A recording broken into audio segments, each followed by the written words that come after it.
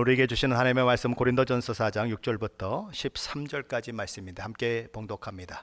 형제들아, 내가 너희를 위하여 이 일에 나와 아볼로를 들어서 본을 보였으니 이는 너희로 하여금 기록된 말씀 밖으로 넘어가지 말라 한 것을 우리에게서 배워 서로 대적하여 교만한 마음을 가지지 말게 하려 함이라.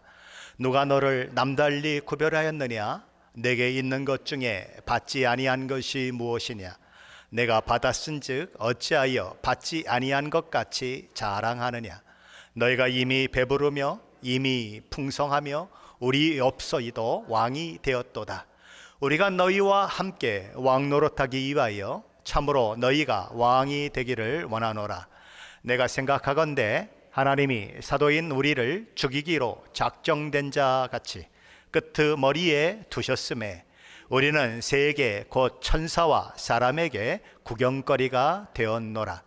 우리는 그리스도 때문에 어리석으나 너희는 그리스도 안에서 지혜롭고, 우리는 약하나 너희는 강하고, 너희는 존귀하나 우리는 비천하여 바로 이 시각까지 우리가 줄이고 목마르며 헐벗고 매 맞으며 정처가 없고 또 수고하여 친히 손으로 일을 하며 모욕을 당한즉 축복하고 박해를 받은즉 참고 비방을 받은즉 권면하니 우리가 지금까지 세상의 더러운 것과 만물의 찌꺼기같이 되었도다. 아멘. 우리 주님 어느 날 제자들을 불러놓으시고 누구든지 나를 따라오려거든 자기를 부인하고 자기 십자가를 지고 나를 따를 것이니라 라고 말씀하셨습니다. 주님을 따른다고 하는 것이 무엇인가? 자기의 욕망, 성취, 자랑, 죄성과의 싸움이고 주님처럼 고난의 십자가를 지는 길이다 라는 거죠. 십자가를 진다고 하는 것은 죽는 것을 말하는 것이죠. 마태복음 11장 29절에서는 나는 마음이 온유하고 겸손하니 나의 멍에를 메고 내게 배워라, 그렇게 말씀을 하셨습니다. 우리는 멍에에 익숙하지 않은 송아지 같은 그런 사람들입니다. 그러니 어미소와 함께 멍에를 메고 소가 마땅히 해야 할 일이 무엇인지를 배우는 송아지처럼 주님과 함께 주님이 메어주시는 멍에를 메고 주님의 제자가 해야 하는 일이 무엇인지, 주님의 제자가 어떻게 살아야 하는지 주님으로부터 배우는 자가 되어야 한다라는 것입니다. 그러면 주님으로부터 우리는 무엇을 배워야 할까요? 빌립보서 2장 5절로 8절 말씀입니다. 너희 안에 이 마음을 품으라. 곧 그리스도 예수의 마음이니 그는 근본 하나님의 본체시나 하나님과 동등됨을 취할 것으로 여기지 아니하시고 오히려 자기를 비워 종의 형체를 가지사 사람들과 같이 되셨고 사람의 모양으로 나타나사 자기를 낮추시고 죽기까지 복종하셨으니 곧 십자가에 죽으심이라. 사도 바울은 주님의 제자된 우리 모두에게 그리스도의 그 마음을 가지라라고 권면하고 있습니다. 그분은 하나님과 동등된 분이었습니다. 그러나 동등됨을 취하지 않으셨습니다. 자기를 비워 종의 형체를 가지셔서 사람이 되셨습니다. 하나님의 뜻과 하나님의 작정에 복종하셔서 저와 여러분을 구원하는 일을 위해 십자가에 달려 죽기까지 하나님 앞에 순종하셨습니다. 그 예수님을 본받으라는 거예요. 그 예수님이 가신 길을 가라는 것입니다. 하지만 대부분의 성도들의 삶의 모습이 우리 주님의 삶의 모습과는 너무나 동떨어져 보이는 것은 참으로 안타까운 일인 것입니다. 고린도 교회 성도들은 창조주가 피조물이 되신 겸손의 주님과는 달리 그들은 높아지기를 원했고 유명해지기를 원했고 다른 사람보다 자신이 더 큰 영적인 사람이요 위대한 인물로 인식되기를 원했고 서로를 향해 시기 질투하며 기재기에 몰두했습니다. 그러다 보니 육적인 자랑을 일삼는 자들로 인해서 교회는 분쟁의 소용돌이 속에 빠져버리는 일이 일어났습니다. 그들에게는 은사들이 많이 넘쳐났어요. 그들에게는 정말 위대한 사도들의 가르침이 있었습니다. 그렇다면 그것이 그 모든 것들을 허락하신 하나님을 향한 감사와 찬양의 조건이 되어야 마땅할 텐데 그들의 교만이 그 모든 것들을 대신함으로써 마땅히 나타나야 할 고린도 교회의 아름다운 모습은 어디론가 사라져 버리고 못난 교회의 모습만 드러났다라는 거죠. 그래서 사도 바울은 그들에게 다시 한번 권면하는 것입니다. 우리 6절 말씀인데 함께 읽어보겠습니다. 형제들아, 내가 너희를 위하여 이 일에 나와 아볼로를 들어서 본을 보였으니 이는 너희로 하여금 기록한 말씀 밖으로 넘어가지 말라 한 것을 우리에게서 배워 서로 대적하여 교만한 마음을 가지게 말게 하려 함이라. 바울은 자신과 아볼로라는 인물을 등장시켜서 여러 가지 권면을 고린도 교회 성도들에게 들려준 바 있습니다. 그 중에는 씨를 뿌린 바울, 물을 준 아볼로, 그리고 자라나게 하신 하나님에 대해서 설명하고 있는 농부의 비유가 있었습니다. 바울은 터를 닦아둔 사역자요, 그 터 위에 집을 세우는 다른 사역자나 성도들이 어떤 재료로 집을 세워야 하는지에 대해 설명하는 건축자의 비유도 있었습니다. 그리고 하나님의 비밀을 맡은 그리스도의 일꾼이요, 하나님의 비밀을 맡은 그런 자의 비유를 통해 들려주었던 일꾼과 청지기 비유도 있었습니다. 그렇다면 사도 바울이 자신과 아볼로를 들어 이런 비유를 통해 고린도 교회 성도들을 권면한 목적은 어디에 있었을까요? 사도 바울은 너희로 하여금 기록된 말씀 밖으로 넘어가지 않도록 하는 것이 그 첫째 되는 목적이요, 바울과 바나바로부터 배웠던 그런 말씀을 통하여서 서로 대적하거나 교만한 마음을 가지지 말도록 하는 것이 그 둘째 목적이다라고 이야기하고 있습니다. 그들은 하나님의 사역자로 그들에게 보내진 사람들입니다. 그들에게 말씀을 전하는 사람들이고 그들을 영적으로 그렇게 이끌어가는 사람들입니다. 그러므로 당연히 존중과 존경을 받는 것은 그것은 마땅한 것입니다. 왜냐하면 성경도 그렇게 하라고 가르치기 때문이죠. 하지만 존경과 존중을 넘어서 적절한 순종과 복종을 넘어서 과도한 충성으로 이어져서 파당을 이루고 분열을 만들어내는 것은 기록된 성경 말씀 밖으로 나가는 것이다 라고 사도 바울은 지금 이야기하고 있는 것입니다. 그들은 말합니다. 나는 게바에게 속했습니다. 나는 아볼로에게 속했습니다. 나는 바울에게 속했습니다. 그렇게 얘기합니다. 정말 게바를 높이려고 하는 것일까요? 정말 아볼로를 칭찬하고 아볼로의 권위를 높여주려고 하는 것일까요? 정말 바울을 최고의 지도자라고 얘기하려고, 정말 바울의 이름을 높이려고 그들이 그 일을 하고 있는 것일까요? 아니라는 것입니다. 그들은 그 일을 통해서 자기를 높이기를 원하고 있다는 것이죠. 자기를 자랑하는 수단으로 그런 일들을 하고 있다는 것, 그것이 지금의 고린도 교회의 문제인 것입니다. 이 영적 지도자들은 어떻게 고린도 교회를 섬겼을까요? 겸손히 섬겼습니다. 하나님 앞에서 두렵고 떨림으로 섬겼습니다. 그들은 자기를 높이지 않았습니다. 자기를 자랑하지도 않았습니다. 그리스도를 따르는 데서 벗어나 나를 따라야 한다고 이야기한 적도 없습니다. 그들은 그렇게 겸손히 본을 보여주었지만 고린도 교회 성도들은 그들의 본을 따르지 않았습니다. 왜 따르지 않았을까요? 그들을 따르면 자기가 드러나지 않기 때문입니다. 그들을 따르면 손해보기 때문입니다. 그들이 했던 대로 하면 내가 무시되기 때문입니다. 그들이 했던 대로 하면 내 이름이 드러나지 않기 때문에 그렇습니다. 내 잘난 척 할 수 없기 때문에 그렇습니다. 누가 저 잘났습니까? 누가 더 능력이 있습니까? 누가 더 많이 알고 있습니까? 누가 더 하나님을 더 경험했습니까? 누가 더 은사가 더 충만합니까? 보나마나 영적 지도자들인 사도들이 충만합니다. 그들이 기도하면 안진뱅이도 일어나고, 그들이 기도하면 죽은 자도 일어나는 놀라운 일들을 행한 사람들은 다름 아닌 사도들입니다. 그러나 사도들은 자랑이 아니라 감사를, 교만이 아니라 이 모든 것이 하나님의 은혜라고 고백하는 믿음으로 섬겼습니다. 하지만 고린도 교회 성도들은 모든 것을 자기 자랑거리로 삼으려고, 자기 교만의 근거로 삼으려고 했습니다. 마치 하나님이 주신 것을 자기가 만들어낸 양 뽐내는데 앞장을 섰습니다. 그러게 사도 바울은 그런 그들을 엄히 꾸짖는 것입니다. 우리 7절 말씀인데 함께 읽어봅니다. 7절입니다. 누가 너를 남달리 구별하였느냐? 내게 있는 것 중에 받지 아니한 것이 무엇이냐? 내가 받았은즉 어찌하여 받지 아니한 것 같이 자랑하느냐?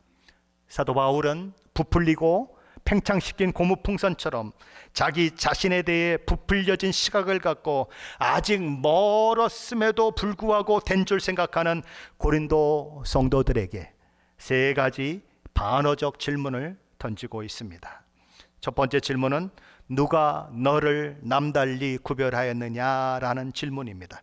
사도 바울의 질문은 이런 질문이에요. 왜 여러분은 교회에서 자신이 다른 신자들 위에 있다고 생각하십니까? 왜 여러분은 자신의 그룹이 다른 그룹보다 더 뛰어나고 높은 데 있다고 생각하십니까? 여러분은 그들과 동일하게 흙으로 지음받은 존재입니다. 여러분은 다 같은 주께서 십자가에 달려 죽으신 그 은혜로 구원받은 자들입니다.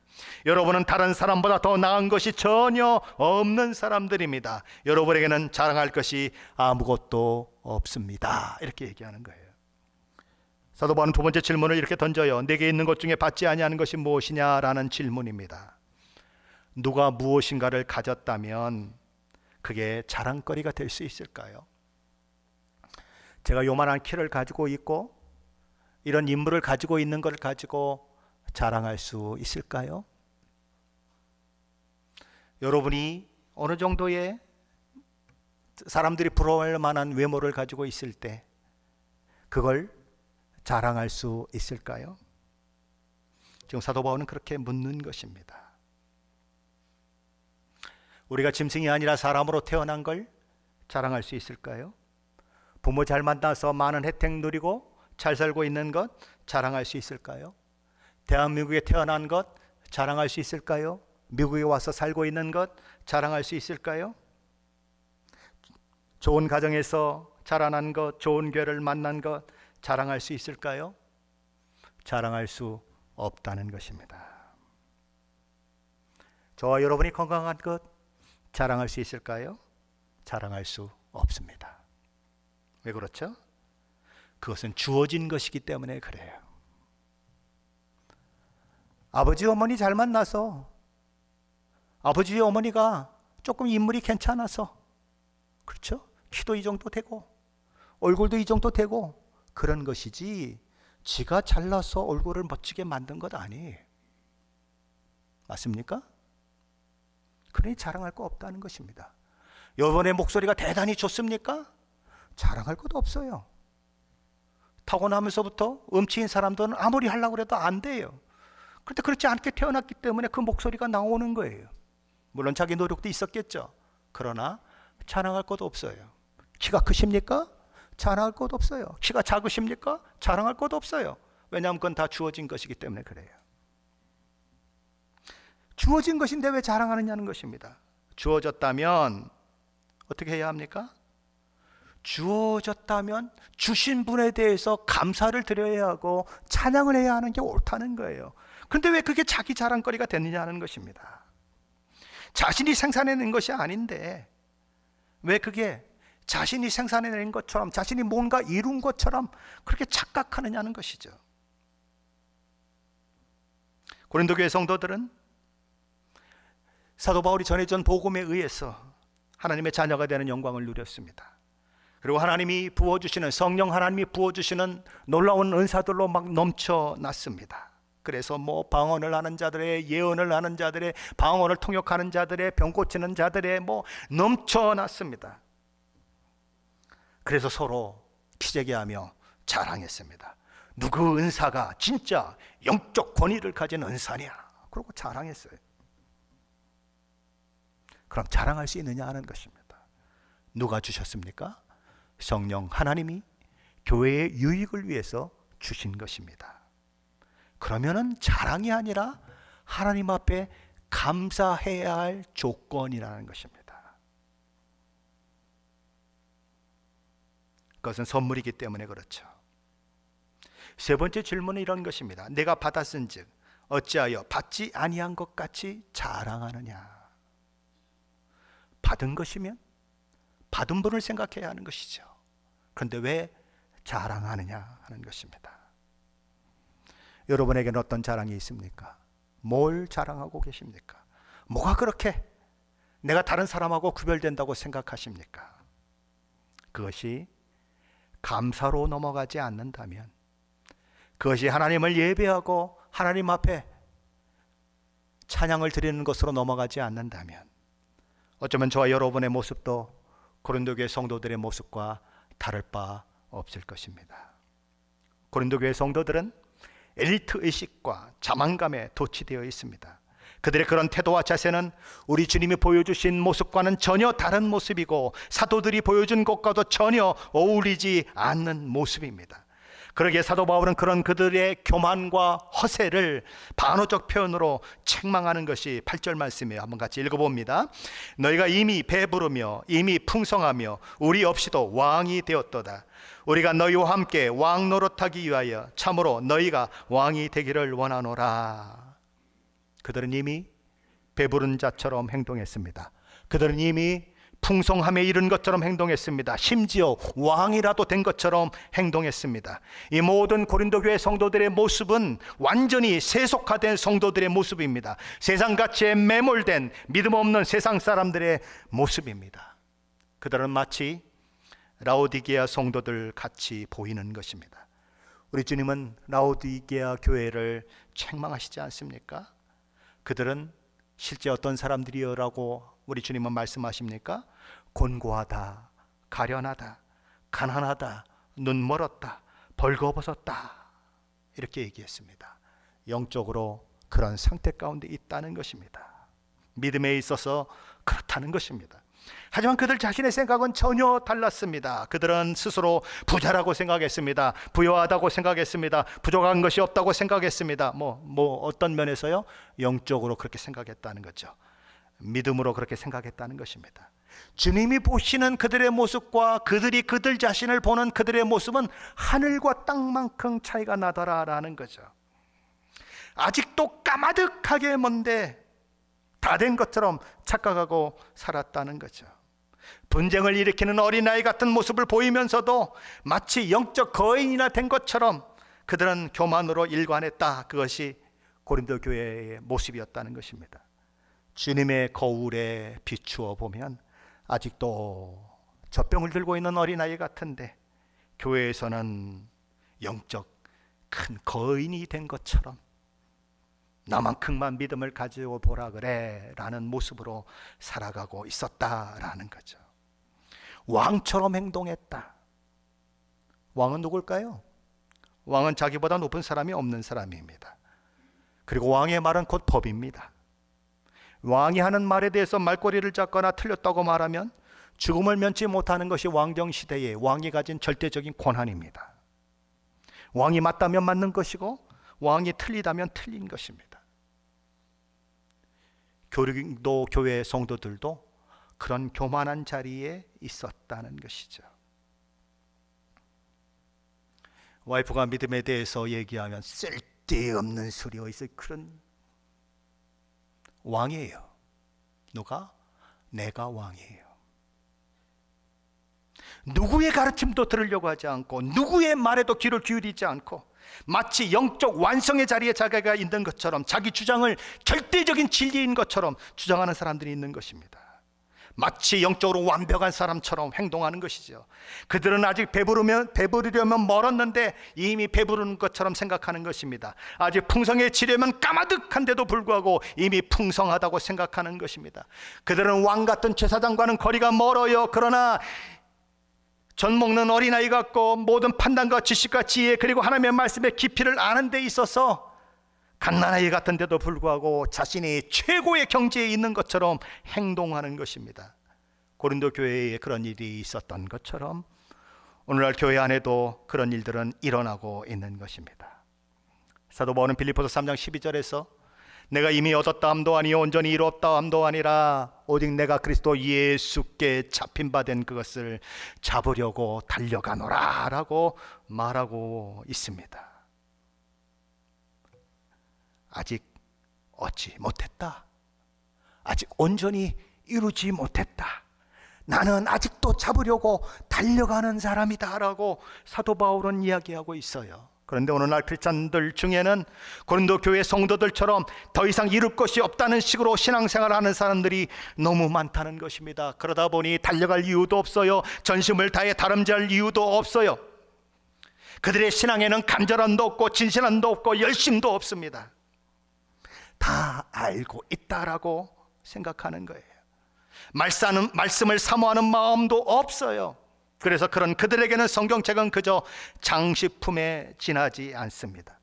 좀처럼 성경이 그들의 손에 쥐어지고 읽혀지는 경우는 없습니다. 그저 일주일에 한 번 교회 들고 오는 것만 해도 하나님 황송한 줄 아십시오. 사도 바울은 그런 고린도 교회 성도들을 향해서 이렇게 말하는 것입니다. 우리가 너희와 함께 왕 노릇하기 위하여 참으로 너희가 왕이 되기를 원하노라. 고린도 교회 성도들의 생각처럼 그들이 정말 왕이라면 그들을 가르치고 양육했던 사도들은 어떤 사람들이 될까요? 그들이 왕이라면 그들을 가르치셨던 사람들은 왕 중에 왕이 되겠죠. 사도 바울은 그들에게 말하는 것입니다. 망상에 사로잡힌 왕이 아니라 진짜 왕이 되기를 그는 원하고 있는 것입니다. 진리 위에 굳게 서서 진리 안에서 왕노릇하는 자들이 되기를 원하는 마음이 그들에게 있는 것입니다. 입으로만 뻥긋뻥긋하고 입으로만 왁자지껄하고 입으로만 떠들고 그래서 분란을 일으키는 자들이 아니라 정말 겸손히 예수 그리스도를 닮은 자로 그가 가는 곳마다 화평이 만들어지고 그가 가는 곳마다 싸움도 멈추어지고 그가 가는 곳마다 진리가 드러나고 그가 가는 곳마다 예수 믿는 사람의 모습이 어떤 모습인가 드러나고 그러기를 원하는 거예요. 하지만 고린도 교회 성도들의 모습은 너무나 멀어도 너무 먼 것입니다. 그리스도 안에서 왕노릇하는 삶과는 너무나 동떨어져 있는 것입니다. 그래서 바울은 한숨을 내쉬는 것이지요. 근심하는 것입니다. 우리 주님은 어린아이같이 자기를 낮추는 자가 천국에서 큰 자라고 하셨습니다. 성령을 받는 자보다 섬기는 자가 하나님 나라에서 큰 자라고 하셨습니다. 고린도 교회 성도들은 바로 그런 진정한 복 가운데 있어야 했던 거죠. 오늘날 성도들도 바로 그런 모습으로 신앙생활 했어야 맞는 거죠. 바울을 비롯한 여러 사도들은 그 길을 걸어갔습니다. 그들은 자신을 위해 살지 않았고 주님을 위해 살았습니다. 자신의 뜻을 이루기 위해 살지 않았고 주님의 뜻을 이루기 위해 살았습니다. 그러나 그들은 왕 되는 것과는 거리가 멀었습니다. 높아지는 것과는 거리가 멀었습니다. 풍요를 누리는 것과도 거리가 멀었습니다. 배부른 것과도 거리가 멀었습니다. 오히려 고난이요, 오히려 핍박이요, 오히려 꼴찌 중에 꼴찌가 되는 삶의 연속이었을 뿐입니다. 9절로 10절에 그걸 얘기합니다. 같이 볼까요? 내가 생각하건대 하나님이 사도인 우리를 죽이기로 작정된 자같이 끄트머리에 두셨음에 우리는 세계 곧 천사와 사람에게 구경거리가 되었노라. 우리는 그리스도 때문에 어리석으나 너희는 그리스도 안에서 지혜롭고 우리는 약하나 너희는 강하고 너희는 존귀하나 우리는 비천하며. 사도 바울은 첫째로 자신들의 삶은 마치 하나님께서 죽이기로 작정한 사람의 삶과 같았다, 그렇게 이야기하고 있습니다. 하나님이 우리를 죽이려고 작정하셨지, 하나님이 우리 가정을 망하게 하려고 작정을 하셨지, 그러니까 우리 가정에 이런 일이 일어났지 라고 생각할 만큼 어려움과 역경과 고난 가운데 사도들이 있었다는 거죠. 사도 바울은 둘째로 자신들은 끄트머리에 두신 자와 같이 되었다라고 얘기합니다. 전쟁터에서 큰 승리를 거둔 로마의 장군들은 백마를 타고 위풍당당하게 로마에 입성했습니다. 그래서 로마의 개선문이 있는 거죠. 수많은 지휘관과 군대들이 그와 함께 했습니다. 그런데 이들 끝에는 쇠사슬에 묶인 채, 벌거벗긴 채, 어떤 사람은 눈이 빠진 채 끌려오는 사람들이 있는 것입니다. 누굽니까? 패배자들, 패배한 적장들, 패배한 적의 왕, 그런 자들이 뒤에 쇠사슬에 매인 채 끌려오는 것입니다. 누가 지금 그 상황 가운데 있다고요?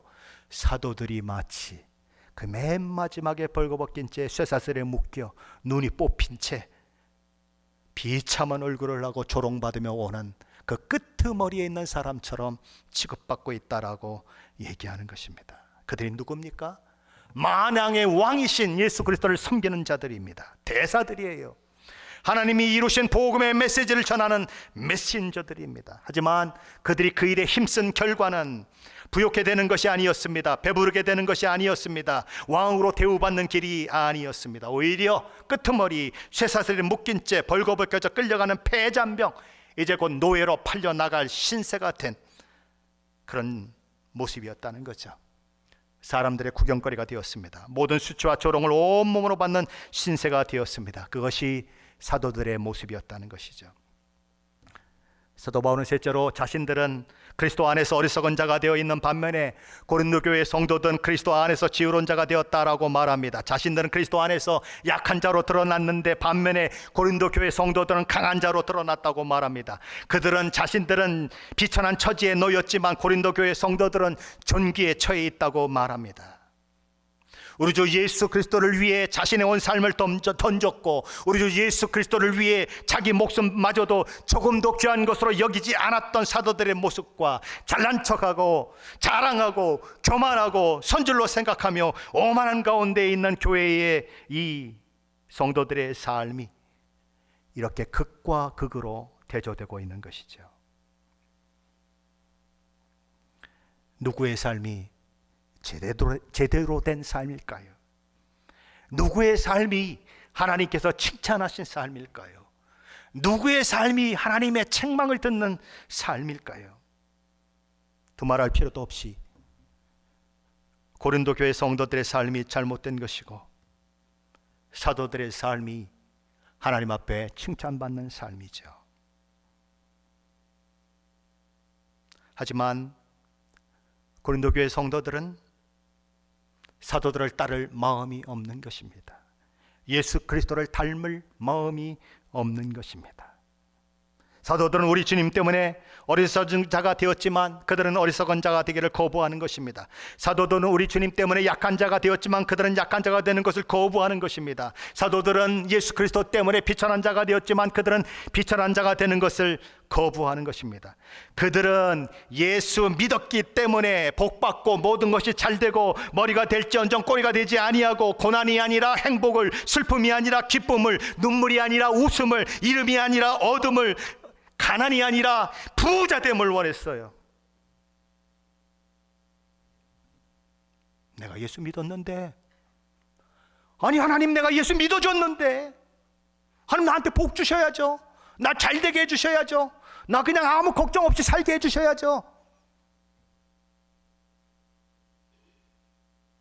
성경은 무릇 그리스도 안에서 경건하게 살고자 하는 자는 박해를 받으리라 라고 기록하고 있지만 그들은 그리스도를 위해 복음을 전하며 박해받는 삶, 그리스도 때문에 손해보는 삶, 그리스도 때문에 모욕을 당해도 참고 인내하는 삶, 거부했다는 것입니다. 하지만 사도들은 그리스도의 고난에 참여하는 것을 당연히 여겼습니다. 하나님 나라에서 받을 상급과 그들이 받아쓰게 될 영광의 면류를 바라보며 이 땅에서 그리스도인으로 받는 고난과 고통, 아픔과 상처를 영광으로 여기며 살았습니다. 그들은 세상 나라를 위해 산 것이 아니라 하나님 나라를 위해 살았습니다. 하나님 나라가 우리 주 예수 그리스도의 복음을 전파하는 일을 통해서 되도록 하기 위해서 복음을 전하면 모든 핍박과 고통이 가해지고 때로는 목숨을 잃어야 하는 위험 가운데 처해졌지만 그들은 그럼에도 불구하고 굴하지 않고 매맞고 채찍질 당하고 옥에 갇히고 고난의 연속인 복음의 증인의 삶을 살았다는 거죠. 그것이 11절로 13절 말씀이 이야기하고 있는 말씀입니다. 같이 봅니다. 바로 이 시각까지 우리가 추리고 목마르며 헐벗고 매맞으며 정처가 없고 또 수고하여 친히 손으로 일을 하며 모욕을 당한 즉 축복하고 박해를 받은 즉 참고 비방을 받은 즉 권면하니 우리가 지금까지 세상의 더러운 것과 만물의 찌꺼기같이 되었도다. 고린도 교회 성도들은 왕처럼 살았지만 사도들은 노예처럼 살았습니다. 여우도 굴이 있고 공중의 새도 거할 처소가 있었지만 사도들은 복음을 위해 떠도는 나그네가 되었습니다. 주님처럼 머리 둘 곳도 없는 삶을 살았습니다. 그들이 지금 이 고린도 전서를 기록하고 있는 이 시각까지도 주림과 목마름과 헐벗음과 매맞음과 떠도는 자들로 있었습니다. 진이 손으로 노동을 하며 복음의 메신저의 길을 걸어갔습니다. 그래서 만난 것은 모욕입니다. 그래서 만난 것은 박해입니다. 그래서 만난 것은 비방입니다. 그러나 그들은 그 모욕을 축복으로, 박해를 참는 것으로, 비방을 권면으로 대응했습니다.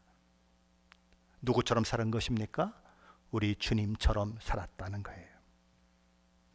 그들은 지금까지 자신들이 세상에 더러운 것 취급받았고 만물의 찌꺼기 취급받았다라고 말합니다. 무엇 때문에? 예수 그리스도의 복음을 전했기 때문에. 오직 예수님만이 죄와 허물로 죽은 인간을 살려내고 죄사함 받게 만들고 의롭게 하게 만들고 하나님의 자녀가 되는 영광을 허락하십니다라고, 오직 예수만이 구원을 주시는 분이라고 선포했기 때문입니다. 그래서 그들은 고통 가운데 처해지고 고난 가운데 처해지는 것입니다. 사랑하는 성도 여러분은 여러분의 삶의 현장 속에서 고난이 있습니까? 어려움이 있습니까? 핍박이 있습니까? 동창회에 가서 부끄러움을, 비아냥을 당해본 적이 있으십니까? 고향 친구들을 만나 예수 믿는 것 때문에 조롱당해 본 적이 있으십니까? 그게 없다면 어쩌면 저와 여러분은 하나님이 주신 복음을 가슴속 깊이 간직하고만 있는 사람인지 모릅니다. 마치 한 달란트를 받은 사람이 그것을 땅속 깊은 곳에 묻어놓고 마치 없는 것처럼 사는 것처럼, 그런 사람인지 모릅니다.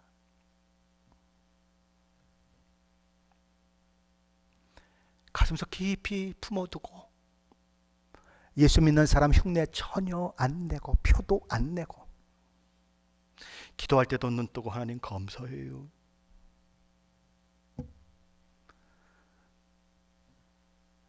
술 한잔 먹을 때도 오늘 나 장로 아닙니다, 오늘 나 권사 아닙니다, 그러고 술 한잔 뚝 받아 먹고,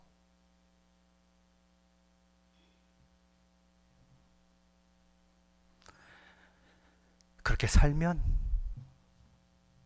세상 사람들로부터 아무런 핍박당하지 않습니다. 세상 사람들과 잘 지낼 수 있습니다. 하지만 사도들처럼 메신저가 되면, 복음을 선포하면, 내가 하나님의 사람임을 드러내면 그때부터는 상황이 달라지는 거죠. 엄청난 반대와 저항에 부딪히는 것이죠. 왜냐하면 어두운 세상은 진리의 빛이 밝게 비칠 때 분노하기 때문입니다. 사탄은 이 세상 임금이며 통치자입니다. 사탄은 자기 나라가 하나님 나라에 의해서 침범당하는 것을 원하지 않습니다. 자기 백성을 빼앗기기를 원하지 않습니다. 그러기에 십자가 복음에 의해 하나님 나라가 확장되는 것, 그는 너무너무 싫어하는 것입니다. 십자가 복음에 의해 하나님 나라가 세워지는 것, 사탄은 너무나 싫어하는 것입니다. 그래서 복음 전도자를 핍박하는 것이죠. 예수 믿는 자들을 그리도 싫어하는 것입니다. 그래서 세상 곳곳에서 지금도 예수 복음을 전하는 자들을 향해 핍박과 어려움을 그렇게 주고 있는 거죠. 사랑하는 성도 여러분은 어떤 모습으로 신앙생활을 하고 있습니까? 저와 여러분의 신앙을 땅속에 묻어놓고 나는 예수 안 믿는 사람처럼 그렇게 보이며 하루하루를 살고 계십니까? 그래서 10년이 지나고 20년이 지났는데 어느 날 옆에 있는 동료가 너도 예수 믿는 사람이었어, 그런 사람입니까?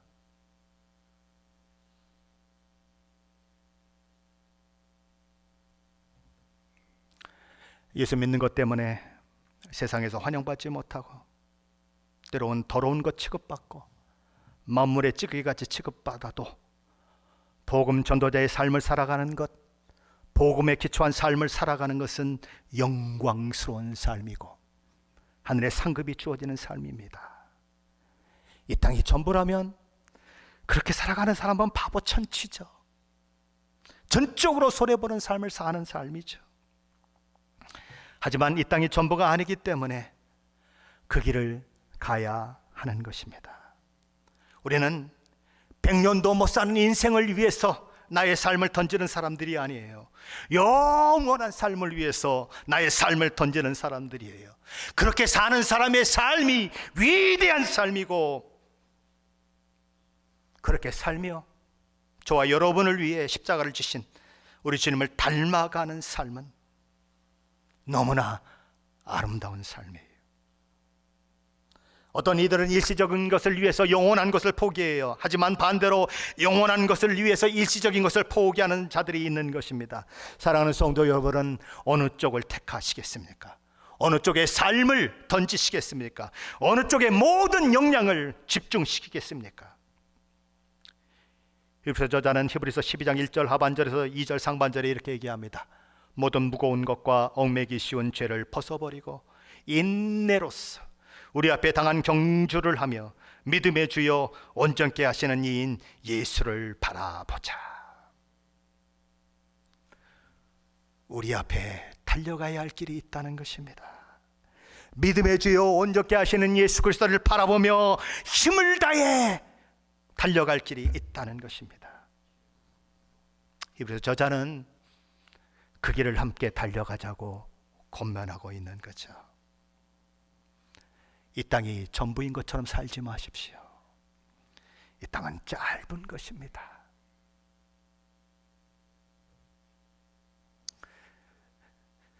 사람의 인생 짧게 지나가는 것입니다. 이 땅에 온 삶을 다 투자할 만큼 그만한 가치가 있는 세상 아닙니다. 영원한 삶을 위해 저와 여러분의 삶을 들여보시지 않겠습니까? 하나님이 주시는 상급을 위해 오늘 예수 믿는 것 때문에 당하는 불이익과 무시와 조롱과 비난을 받아보지 않겠습니까? 그 길은 예수님이 가신 길이에요. 그들을 위해 죽는데도 조롱당하고 비아냥거리고 조소를 하고 침뱉고 따기 때리고 우리 주님은 그 길을 가셨어요. 근데 우리는 자꾸 영광만 바라봐요. 우리는 자꾸 이 세상에서 잘 되는 것만 바라봐요. 하나님 돈 많이 주세요. 돈 많이 주세요. 나 누리게 해주세요. 뻑적지근하게 내가 예수 믿었더니 다른 사람들보다 잘 됐다고 하는 거 보여주세요. 예수님의 삶과는 전혀 다른 삶을 추구하는 우리의 모습이 있는 것입니다. 저도 여러분도 가야 할 길은 정해져 있습니다. 예수께서 가신 길을 가는 것입니다. 누가 조롱하면 어떻습니까? 누가 비아냥거리면 어떻습니까? 아이고 저러같이 바보같이 살면 어떻게 세상을 살아? 그러면 어떻습니까? 조금 돈 좀 나가면 어떻습니까? 뭐가 상관이 있어요? 주님이 알아주시고 영원히 주님과 함께 살 때에 영원한 상급을 누리게 될 텐데 그걸 위해서 왜 그 투자를 하지 못하겠습니까? 사랑하는 성도 여러분, 우리 앞에 있는 경주를 끝까지 달려갑시다. 믿음의 주여 온전케 하시는 이인 예수를 바라보고 끝까지 달려가십시다. 우리는 그 길 끝에서 영광의 주님을 만날 것이고 영광의 주님이 주시는 멸류관을 쓰고 기뻐하는 그날을 맞게 될 것입니다. 기도하십시다.